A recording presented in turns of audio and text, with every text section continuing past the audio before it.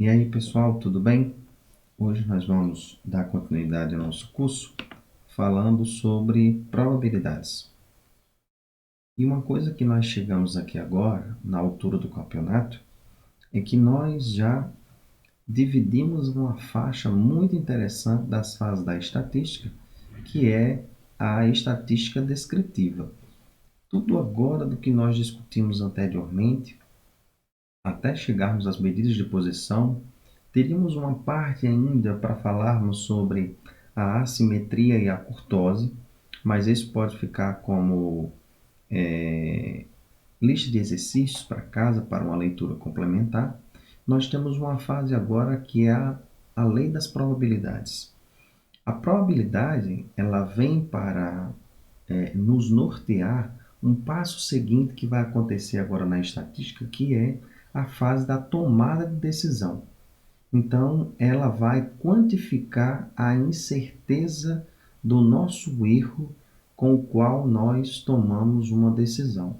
O quanto você quer tomar de erro, o quanto você quer ter de chance de erro para sua decisão quanto à rejeição ou não rejeição de uma afirmação que você faz sobre a população, ela está correta ou não, né?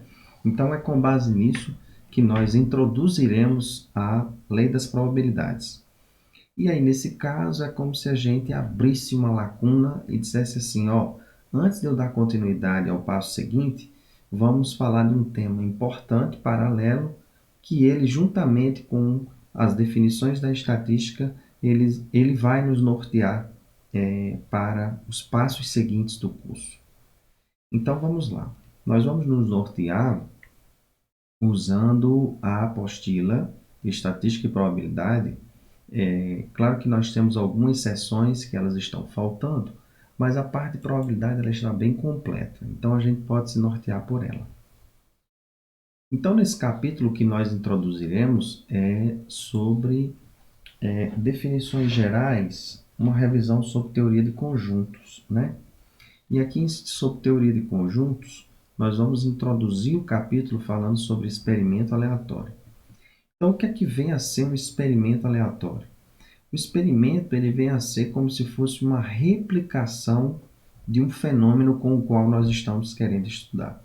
Vamos pensar que a situação que nós estamos aqui é que nós temos completamente o conhecimento da população, de todo o fenômeno que rege, as leis que regem esse fenômeno, nós estamos tudo sob controle e conhecimento, tá?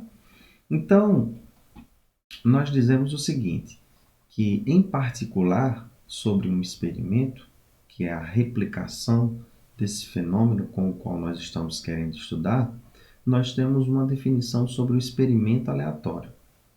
Significa dizer o seguinte, que o experimento aleatório é um experimento cujo resultado nós não podemos prever antes da execução deste experimento. Um exemplo. Vamos pensar, e aí a gente introduz sempre os exemplos em cima dos jogos de azar, porque a lei das probabilidades ela foi iniciada em cima desses estudos. Jogos de azar, dentro dos cassinos, qual era a chance de se ganhar o jogo, etc. e tal. Então nós não vamos fazer diferente.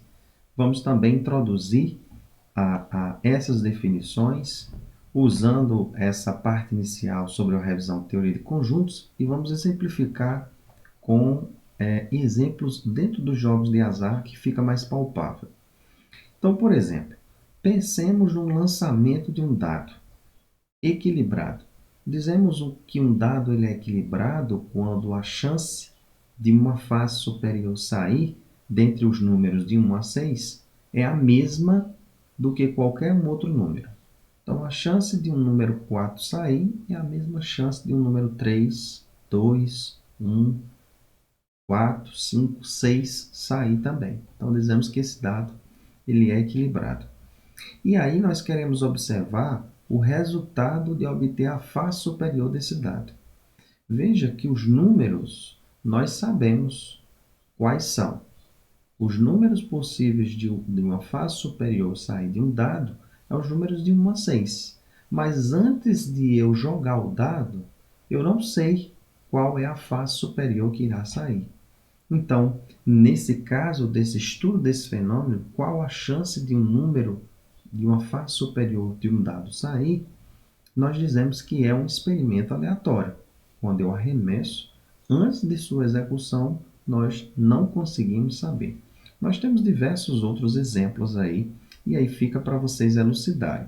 O capítulo inicial, nós vamos começar na página 16, e aí o capítulo todo ele segue, né?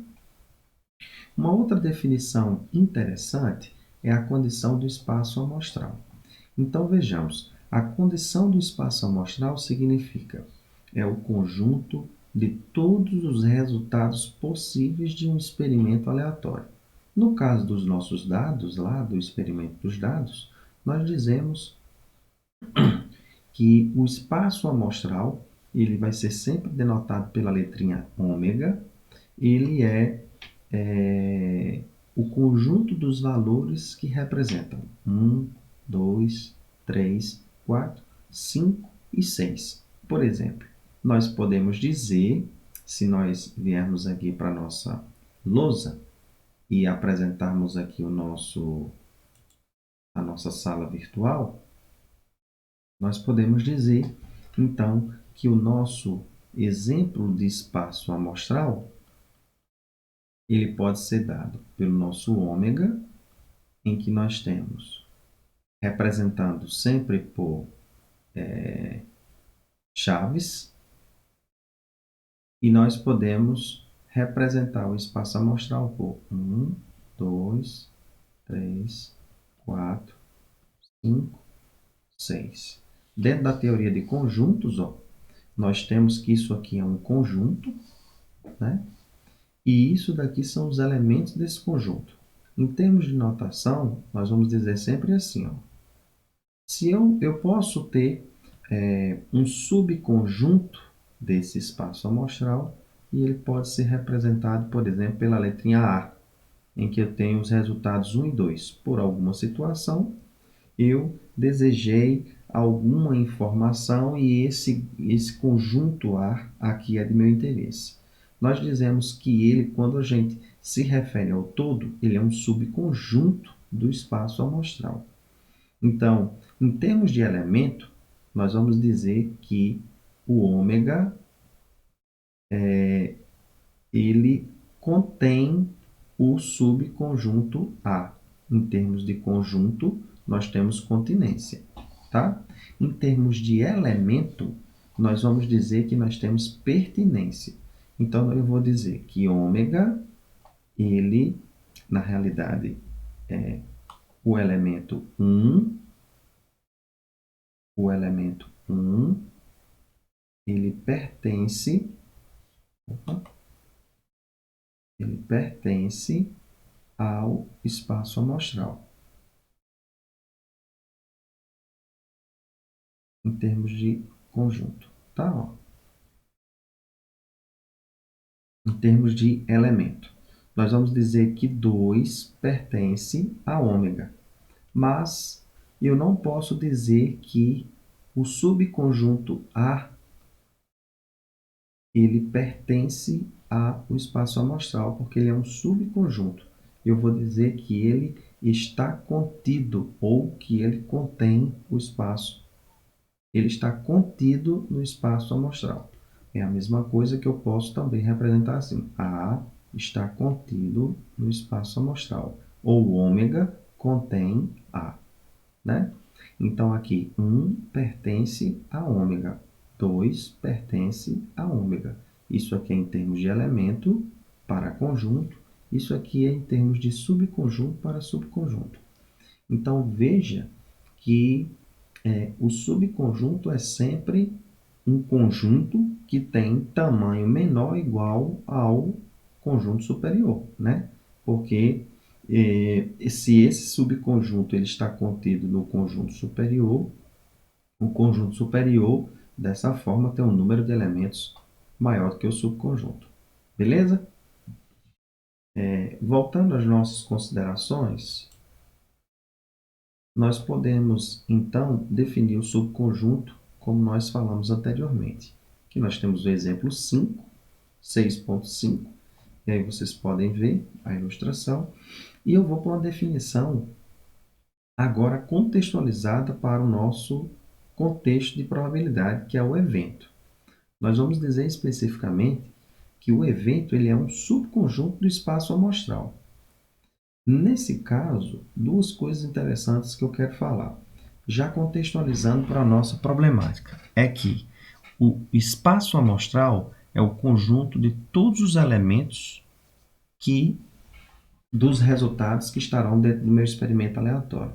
Então, o que nós vamos estar interessados futuramente é de saber a probabilidade desses resultados. E aí eu posso estar interessado em um resultado específico ou um subconjunto desses resultados. E aí, especificamente, eu vou falar do evento. O evento é um subconjunto do espaço amostral, ou seja, desses resultados que eu estou interessado e que eu quero medir a probabilidade desses eventos. Isso porque nós temos algumas situações, e aí nós não vamos entrar em detalhe, é que nós temos a criação de alguns espaços amostrais em que os subconjuntos não se pode calcular a probabilidade. E aí, nesse caso, nós não chamaremos ele de evento.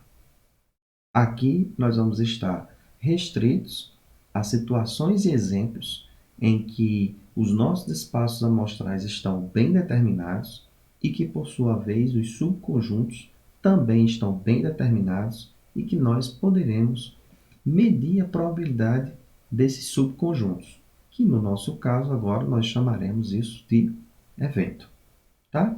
Aqui nós temos mais alguns exemplos do experimento com 3 moedas, vocês acompanham, e nós vamos agora na condição de algumas definições sobre eventos. O primeiro é do evento disjuntos. O evento ele é disjunto quando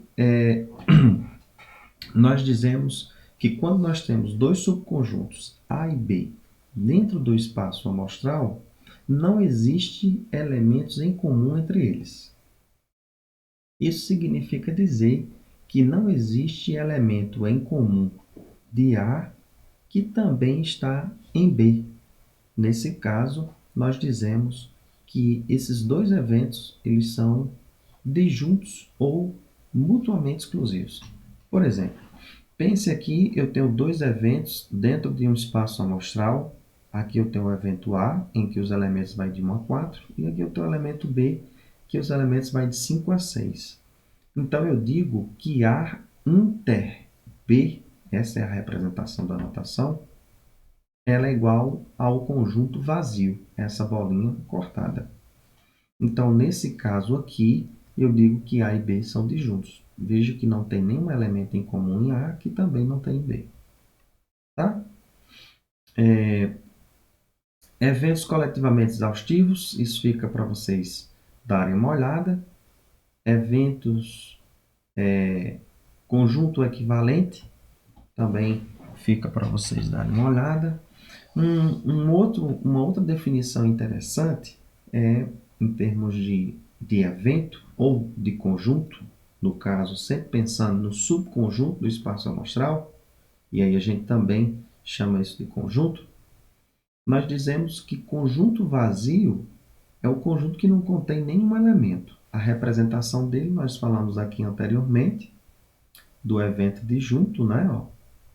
E a representação dele pode ser dada pela bolinha cortada ou por essa chave. Gente, vocês vão, relevem aí, chave e colchete, eu sempre confundo com tudo. Então aqui é chave. Essa chave é aberta, fechada, tá? Sem nenhum elemento dentro. E aí nós temos uma definição muito interessante que é o complemento. Isso vai servir muito para algumas provas que nós vamos ter nas nossas provas de alguns teoremas que nós temos para apresentar lá à frente, que é o complemento. Nós dizemos que o complemento de um conjunto, ou do conjunto A com respeito ao espaço amostral é o conjunto de todos os elementos que estão no espaço amostral, mas que não está dentro desse conjunto que nós estamos nos referindo, ou do evento, especificamente. Vamos voltar aqui ao nosso laboratório virtual para eu apresentar um exemplo para vocês. Então, por exemplo, nós vamos dizer o seguinte, que o complemento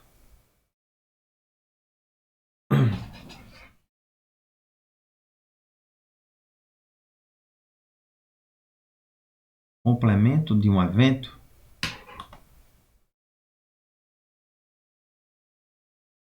ele pode ser representado da seguinte forma. Eu vou dizer sempre assim. Vamos dizer então que eu tenho um ômega, que é um espaço amostral, e eu tenho um subconjunto lá dentro, A.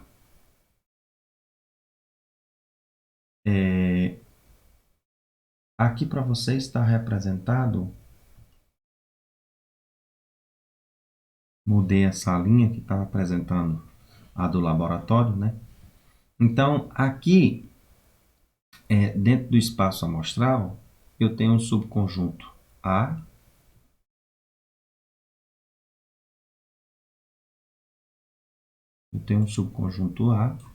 que está contido dentro do espaço amostral. Vou mudar aqui a cozinha. Tem um A contido dentro do ômega. E aqui A, vamos supor que seja ômega, ele representa o nosso dado lá. 1, 2, 3, 4, 5, 6. E aqui eu tenho o nosso evento, que é dado pelos elementos, pelo subconjunto que tem os elementos 1 e 2. Nós queremos representar o complemento de A.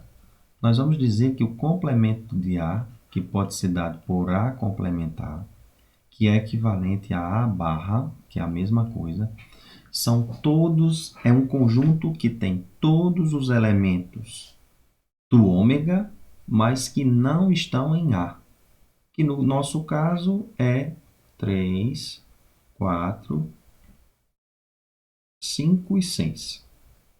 Isso nós dizemos A complementar. São todos os elementos que estão no ômega, mas que não estão em A. Em termos de notação, nós podemos dizer que A complementar é igual ao meu ômega menos A. Eu posso representar assim também. Tá? Então, voltando à nossa apostila, nós dizemos então que complemento de um evento ou de um conjunto que está dentro do espaço amostral, ele é definido dessa forma. Aqui nós temos mais um exemplo e agora nós vamos apresentar a parte de algumas operações que a gente faz dentro da teoria do conjunto, que é a união, que é representado pela letrinha, por esse símbolozinho aqui, ó, parece um U. Nós dizemos que a união de dois eventos é quando nós unimos esses eventos em um conjunto tal em que nós juntamos os elementos que estão em A com os elementos que estão em B e não precisa repetir os elementos que estão em comum. Eu coloco apenas uma vez. Então, eu simbolizo por A unido, união com B, a representação desse evento em que eu contemplo todos os elementos que estão em A e que estão em B. Tá? A interseção é uma operação de conjunto em que nós apenas criamos um conjunto em que nós temos os elementos, que é o conjunto de diferença, né? Cadê a união? A interseção. Então, a interseção é quando nós simplesmente pegamos os elementos que estão em um evento e que também está em outro evento. Então, nesse caso aqui, A inter B, que é representado por esse U invertido, né, é a representação em que nós temos os elementos que estão em A com os elementos que estão em B ao mesmo tempo. Então, eu crio um conjunto A inter B e nesse caso eu teria apenas o conjunto em que eu tinha o elemento 3, né? Que são os elementos em comum. Quando nós usamos um macete que a gente faz para isso, é que quando nós usamos A unido com B, nós usamos a conjunção OU. E quando nós usamos A inter B, nós usamos a conjunção I. Então, A unido com B são os elementos que estão em A ou em B. A inter B ou A interseção com B são os elementos que estão em A e que também estão em B, né? E aí fica esse macete para vocês. Nós temos aqui o conjunto de diferença, e aí fica para vocês darem uma estudada melhor. E aí nessa parte toda, nós temos algumas propriedades interessantes que vale vocês darem uma leitura. E aqui nós temos algumas provas interessantes na teoria de conjuntos. E são alguns teoremas que a gente precisa lá na frente para fazer algumas demonstrações. E aí essas operações fica para vocês darem uma estudada. Qualquer dúvida a gente apresenta isso na aula síncrona para tirar essas dúvidas. E aí a gente entra propriamente dito na definição da probabilidade. Então a probabilidade é uma função que a gente quer definir ela dentro do espaço amostral. Aqui nós vamos ficar restrito nessa situação. E vamos pensar assim, nós temos algo um pouquinho mais complexo, que é a sigma-álgebra, mas eu não vou entrar nesse detalhe, vamos nos resumir dessa forma. Então, nós vamos pegar o seguinte, nós vamos tentar medir a probabilidade dos eventos que estão dentro do espaço amostral. Então, é isso que a definição, o que a probabilidade quer. Nós queremos pegar um conjunto ou um evento que está dentro do espaço amostral e que é do meu interesse e quero calcular a chance dele ocorrer. A chance dele ocorrer significa que eu posso ter ao menos um dos elementos que estão dentro desse evento que pode ocorrer no meu experimento aleatório, certo? Então, isso significa dizer assim, se eu tenho, voltando aqui para a nossa lousa, se eu tenho um espaço amostral cujos valores vai de 1 a 6 e eu quero calcular a chance de A ocorrer, significa a chance de, ao executar o experimento, ao menos os valores 1 ou 2 ocorrerem nesse dado. Isso significa a probabilidade da chance, a chance de A ocorrer dentro desse espaço amostral. A chance de A ocorrer é o que nós vamos definir a probabilidade de A, né? Então, nesse caso aqui, nós vamos definir, formalizando dentro dos axiomas de Kolmogorov, que a probabilidade é uma função P em que ela assume valores entre 0 e 1 e ela tem que satisfazer essas condições. Que significa a probabilidade de um determinado evento que está contido no espaço amostral, ele tem que ser um número entre 0 e 1. Olha como é intuitivo. A probabilidade do todo ocorrer, ela é 1. Ora, a probabilidade de ômega ocorrer significa que eu tenho todos os elementos e a chance de ao menos um ocorrer é 1. É lógico, né?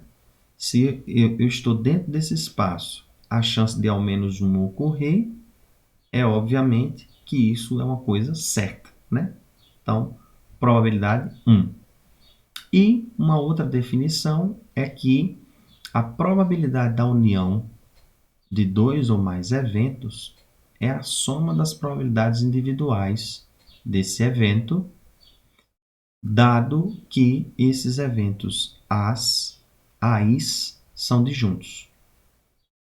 Então, eu digo o seguinte: a probabilidade é a soma da probabilidade de dois ou mais eventos. A probabilidade da união de dois ou mais eventos é igual à soma das probabilidades, dado que esses eventos são disjuntos. Isso eu estou querendo dizer, vamos pegar agora o diagrama de Venn e vamos para o nosso laboratório. E o que eu estou querendo dizer é o seguinte. Eu estou querendo dizer isso. Que eu tenho aqui, vamos fazer uma representaçãozinha em termos de diagrama de Venn, que é uma outra forma da gente simbolizar os nossos eventos. Pensa que isso aqui é o meu espaço amostral, e aqui dentro do espaço amostral eu tenho a representação de alguns eventos. Aqui dentro eu tenho o evento A, e aqui eu tenho o evento B. Nesse caso, eu estou dizendo que A e B são dois eventos em que eles são mutuamente exclusivos. Isso significa que os elementos que estão aqui não estão aqui, né? Em comum. Então, com isso que eu estou querendo dizer assim, que a probabilidade de A unido com B, nesse caso, é igual à probabilidade de A mais a probabilidade de B. Veja que nós estamos conceituando isso aqui agora, né? Definindo em termos de probabilidade, tá?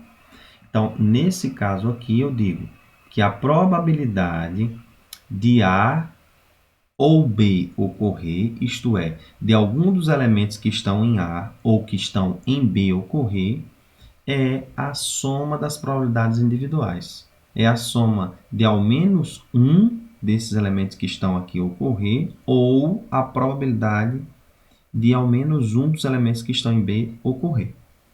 Certo? Beleza. Então, nesse caso aqui, nós usamos essa afirmação uma vez que A e B eles são mutuamente exclusivos. Isto é, A inter B é igual ao conjunto vazio. Tranquilo? Beleza. Feitas essas considerações, a gente volta lá para a nossa apostila e aí nós temos alguns exemplos de experimento, né?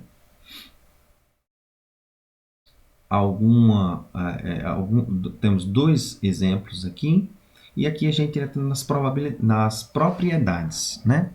A primeira propriedade interessante que nós temos aqui é a regra da adição, né? Formalmente, sem definir se A e B são mutuamente exclusivos ou não, nós dizemos que a probabilidade da união entre dois eventos é a probabilidade de um evento mais a probabilidade de outro evento menos a probabilidade da interseção. Certo? Então, nesse caso, nós dizemos que a probabilidade de A unido com B é a probabilidade de A mais a probabilidade de B menos a interseção, menos a probabilidade da interseção entre esses dois eventos. Caso A e B sejam mutuamente exclusivos, aí se resume aquilo do que nós falamos anteriormente. Então, em termos de notação, de representação no diagrama de Venn, nós podemos apresentar essa propriedade mostrando o diagrama e a gente observando o seguinte, ó. Se nós temos dois eventos, nós temos dentro do nosso espaço amostral, né? Ó, nós temos dois eventos, agora numa condição geral, aqui eu tenho o meu espaço amostral, e dentro dentro desse espaço amostral nós temos dois eventos, o evento A e o evento B. Nós estamos num caso genérico, né? Ó, eu tenho o A e tenho o B. Beleza. Se nós dividirmos em três partes, veja que nós temos a parte de A, ó, esse pedacinho aqui que é a meia-lua que está contido, que eu tenho os elementos de A mais a parte interna, mas também eu tenho os elementos de B, em que eu tenho a meia-lua, né, ó, mais essa parte interna que é em comum aos dois. Então, nesse caso, eu digo o seguinte, ó, a probabilidade de A unido com B é a probabilidade, vou pôr de azul para intuir para vocês, ó, é a probabilidade de A mais a probabilidade de B, e veja que quando eu calculo a probabilidade de A, eu já incluo o meio. Quando eu uno com a probabilidade de B, eu pego esse meio outra vez. Então, eu peguei esse meio duas vezes. O que é que eu tenho que fazer, então? Eu tenho que retirar uma vez esse meio. Retirar uma vez esse meio significa que eu estou retirando uma vez a probabilidade da interseção. Por isso que, de uma forma geral, a probabilidade da união entre dois eventos, como eu multipliquei duas vezes o miolo, eu tenho que retirar ele uma vez. E aí, de forma geral, nós usamos essa regra básica aqui da probabilidade da união. Aqui nós temos para dois ou mais eventos, quando eles são mutuamente exclusivos, e aí nós vamos para as outras condições. Nós temos algumas outras probabilidades que são interessantes. Eu acho que para a gente sentir o feedback, a gente pode discutir isso nas aulas síncronas. E aí, isso aqui fica para vocês estudarem. E uma vez que vocês vão ter lista de exercício, estudem bem. A gente pode abrir uma discussão aí para vocês. E a gente fica conversando com vocês pelo WhatsApp ou pelo portal. Deem uma estudada sobre as demais propriedades, e essas propriedades elas vão entrando, definindo, e a partir daqui agora, quando eu vou definir a probabilidade condicional, eventos independentes, eu entro já com uma motivação de exemplo, e esse exemplo vale a pena vocês irem seguindo para vocês entenderem, está bem explicado, sobre a definição de probabilidade condicional. Nós vamos entrar aqui, nós mostramos que a probabilidade condicional é uma medida de probabilidade, então ela satisfaz os três axiomas de Kolmogorov que nós definimos anteriormente. E aí nós vemos com mais uma sequência de alguns teoremas para preparar vocês, que é a regra do produto da probabilidade e o teorema da probabilidade total, para preparar para vocês para um teorema maior aqui, que é o teorema de Bayes. Nós temos mais uma definição, que é a definição de independência de eventos, mas isso tudo para preparar vocês para o teorema de Bayes. Esse teorema de Bayes também é conhecido como o teorema da probabilidade inversa, né? Então, é um teorema que ele cria um ramo na estatística muito interessante, que é a inferência bayesiana. Então, é onde, particularmente, você, pesquisador, consegue, vamos dizer assim, dar o seu empirismo, o seu conhecimento prático do fenômeno e inserir isso dentro da probabilidade do evento, dentro do espaço amostral que você quer calcular. Por alguma situação, você já tem experiência dentro desse espaço amostral, dentro desse experimento, e você sabe que um evento tem mais chance de ocorrer do que o outro, e aí você diz, não, eu vou dar minha pitada. Como aqui eu já conheço, eu vou introduzir isso dentro do cálculo da probabilidade. Como é que você faz isso? Você usa o teorema de Bayes, né? Então, aqui nós temos o teorema de Bayes, nós temos a apresentação, e aqui embaixo eu volto para o exemplo lá das sandálias que eu falei anteriormente para concluir a elucidação por meio do teorema de Bayes, né? Então, aqui nós temos mais uma sequência de exemplos e, ao final, nós temos mais algum teorema, nós temos uma lista de exercícios, né? Aqui ao final. Aqui eu falo de uma definição bem interessante, que ainda faz parte desse tópico, inclusive ele é bem extenso, né? Que é a intuição sobre variável aleatória. Eu queria que vocês dessem uma lida sobre isso daí, senão o nosso vídeo vai ficar muito longo. E essa parte é muito interessante daqui para frente. Na nossa aula síncrona eu preciso também elucidar isso para vocês. Mas basicamente é assim, ao invés de eu representar as probabilidades pelos seus eventos, eu vou atribuir a esses eventos um número. Então, esse gancho de eu atribuir um determinado evento a um número, isso é intermediado por uma função. Que função é essa? É a variável aleatória. A variável aleatória é a que me faz representar algum evento do espaço amostral e transformá-lo em um número, né? Numa escala mensurável em que ela pode ser discreta ou contínua. Se esse número ele for assumido de uma forma discretizada, eu digo que a variável aleatória é discreta. Se ele estiver em um intervalo, se ele assumir o resultado em um intervalo, eu digo que ele é contínuo. Por exemplo, a altura das pessoas. Eu, lá no meu espaço amostral, por coincidência, né? Não necessariamente é obrigado, o valor, o evento já era uma medição de altura.